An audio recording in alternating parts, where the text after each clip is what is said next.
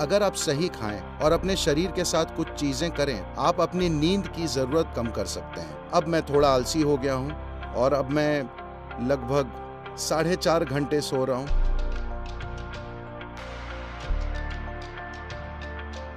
हमें किस तरह का खाना खाना चाहिए ताकि हमारा जीवन अपनी पूरी क्षमता तक पहुंच जाए, खासकर कॉलेज या स्कूल जाने वाले छात्र के लिए? तो भोजन कैसा होना चाहिए, हमें ये समझना चाहिए। भोजन कोई धर्म नहीं है, भोजन कोई संस्कृति नहीं है, भोजन बस इस मशीन के लिए ईंधन है। हाँ, स्वाद को लेकर सांस्कृतिक पहलू हो सकते हैं। समय के साथ भोजन पर धार्मिक रंगत भी चढ़ सकती है, लेकिन मूल रूप से भोजन इस शरीर के लिए ईंधन है। तो किस तरह के भोजन से ये अपने अंदर कम से कम संघर्ष से काम करेगा और ज्यादा से ज्यादा असरदार होगा? तो मान लीजिए आपने पेट्रोल कार खरीदी और उसमें डीजल भर दिया। ये फिर भी थोड़ा बहुत चल लेगी, लेकिन अपने बेहतरीन स्तर पर नहीं चलेगी। इसी तरह आप तरह तरह का खाना खा सकते हैं और फिर भी शरीर किसी तरह चलता है। लेकिन जिन संप्रदायों ने सावधानी से खाना खाया है, आप साफ तौर पर उनके काम करने के तरीके, बुद्धि के स्तर वगैरह में एक स्पष्ट अंतर देख सकते हैं। तो भारत में हमने अलग अलग लोगों के लिए भोजन अलग अलग तरह से तय किया। अगर आप मेहनत का काम करते हैं तो आप एक तरह से खाते हैं, क्योंकि आपको शारीरिक मजबूती चाहिए। अगर आप किसी तरह का व्यापार और दूसरे किस्म की गतिविधियां कर रहे हैं तो आप अलग खाना खाते हैं। अगर आप सैनिक हैं तो आपका भोजन अलग होता है। और अगर आप पढ़ाई, आध्यात्मिक प्रक्रिया और जीवन के सूक्ष्म पहलुओं में हैं तो आप अलग खाना खाते हैं। अगर आप पढ़ रहे हैं तो किसी चीज पर फोकस रहना सबसे बड़ी चुनौती होती है। वो कोर्स की बेकार किताब, मुझे माफ करें, The wonderful textbook. वो शानदार किताब जो लिखी गई है वो औसत बुद्धि वालों के लिए लिखी गई है। ये सबके समझ पाने के लिए है। ये बहुत बुद्धिमान छात्रों के लिए नहीं लिखी गई है। ये एक आम नुस्खे के रूप में लिखी गई है जो हर कोई समझ जाए। लेकिन कोर्स की उसी किताब को पढ़ना बहुत सारे लोगों के लिए कितनी मेहनत का काम है। उसे समझने के लिए उन्हें 10 बार पढ़ना पड़ता है। लेकिन आप बिस्तर में लेटकर एक प्रेम कहानी पढ़ते हैं, आपको हर शब्द याद रहता है। हाँ या ना? कैसे? तो आप में यादाश्त की कमी नहीं है, आप में फोकस की कमी नहीं है। बस इतना है कि कोर्स की किताब और आप में तालमेल नहीं हो पा रहा है। Working.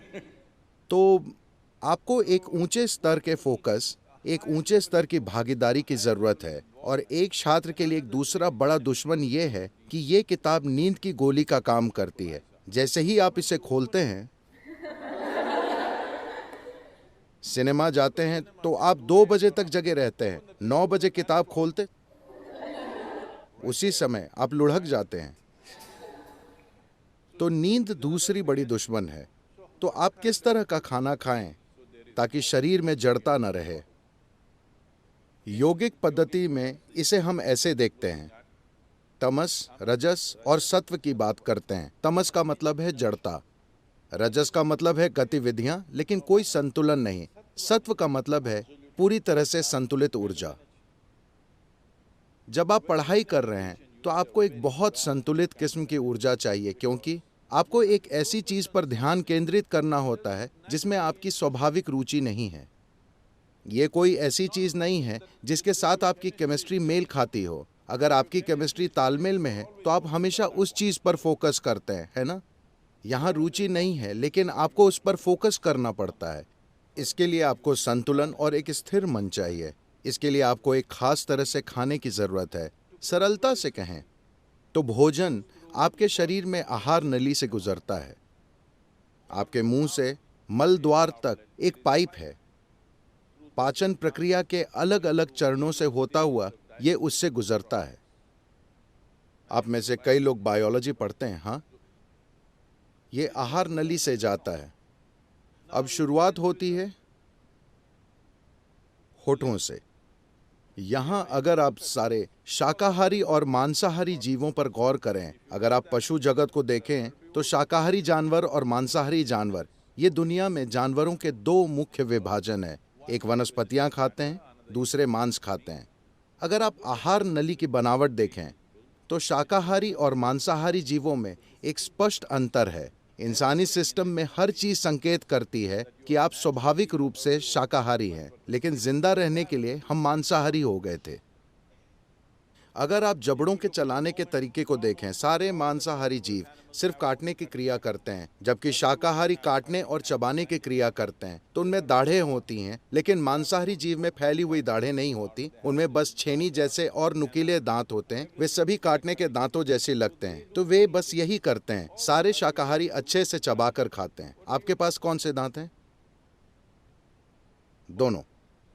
तो आपको खाना चबाकर खाना चाहिए। आपको अपना खाना इसलिए चबाना चाहिए क्योंकि आपकी लार में एंजाइम होते हैं। अगर आप थोड़ा सा कच्चा चावल लेकर अपने मुंह में 1 मिनट रखें, आप देखेंगे कि यही मीठा हो जाता है, क्योंकि यही कार्बोहाइड्रेट शुगर में बदल रहा है, मुंह में ही।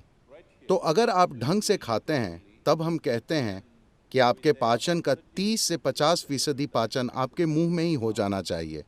तो पाचन तंत्र का ये हिस्सा आधे या आंशिक रूप से पचे खाने की उम्मीद कर रहा है, लेकिन अभी जैसे हम खा रहे हैं, अधिकतर हम न सिर्फ बिना पचा खाना बल्कि आंशिक रूप से नष्ट खाना डाल रहे हैं। तो उसी मात्रा में ऊर्जा प्राप्त करने के लिए आपको भोजन की जो मात्रा चाहिए वो बढ़ गई है। उतनी ऊर्जा पैदा करने के लिए जितना आपको खाना चाहिए, आप उससे बहुत ज्यादा खाना खा रहे हैं। इसकी वजह से शरीर में जड़ता आ गई है, क्योंकि इससे उससे कहीं ज्यादा भोजन को प्रोसेस करना पड़ रहा है, इसलिए जड़ता है। एक बार जब जड़ता आती है तो आपकी नींद का कोटा बढ़ जाता है। आप कितने घंटे सोते हैं?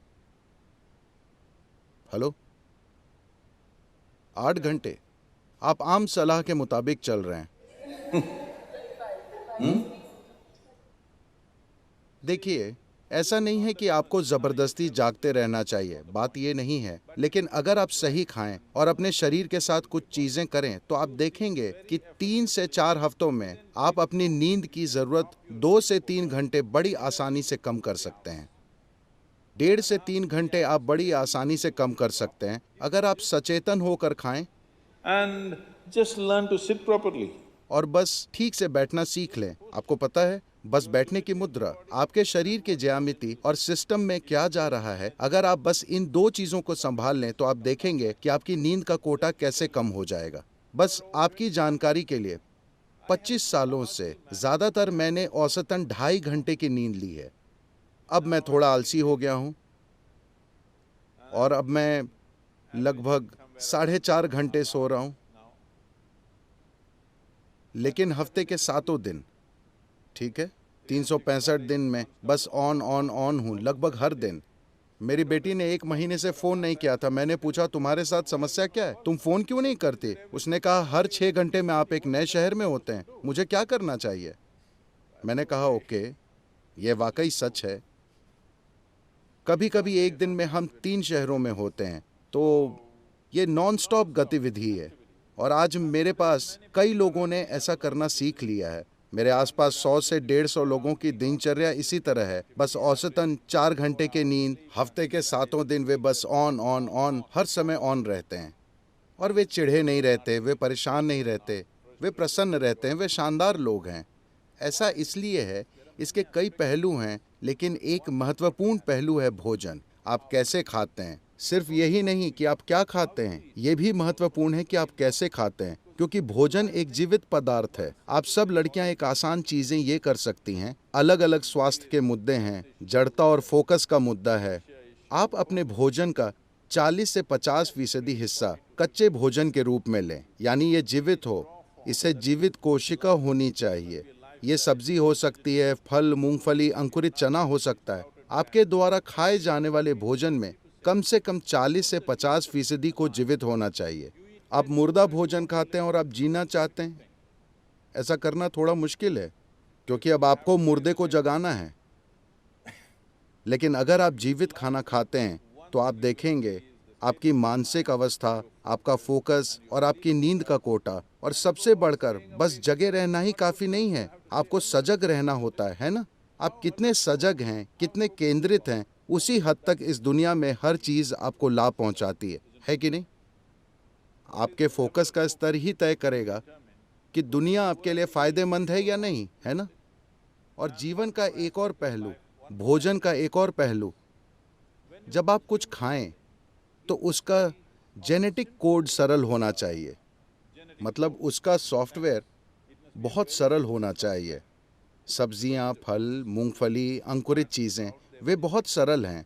ज़्यादा जटिल का मतलब है जानवरों के मांस का कोड बहुत ज़्यादा जटिल होता है।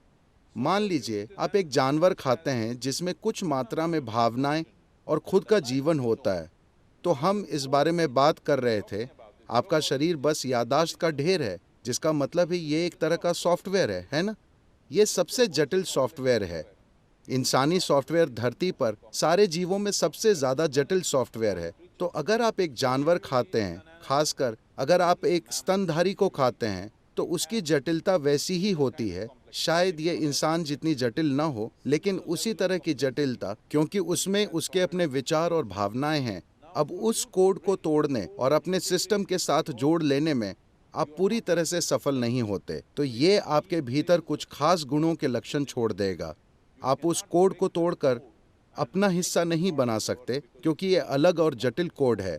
अगर आप पत्तियां, सब्जी, फल, मूंगफली या अंकुरित चीज़ें खाते हैं, ये काफ़ी आसान है। अगर आपको मांसाहारी भोजन खाना ही पड़े, तो आपको वो खाना चाहिए जो आपके कोड से सबसे दूर है। तो आमतौर पर मछली और पानी के जीव आपसे सबसे दूर हैं। तो अगर आपको मांसाहारी भोजन खाना ही पड़े, तो खाने के लिए सबसे अच्छी चीज़ है, आप समुद्र तट पर हैं, तो खाने के लिए मछली सबसे अच्छी चीज़ होगी।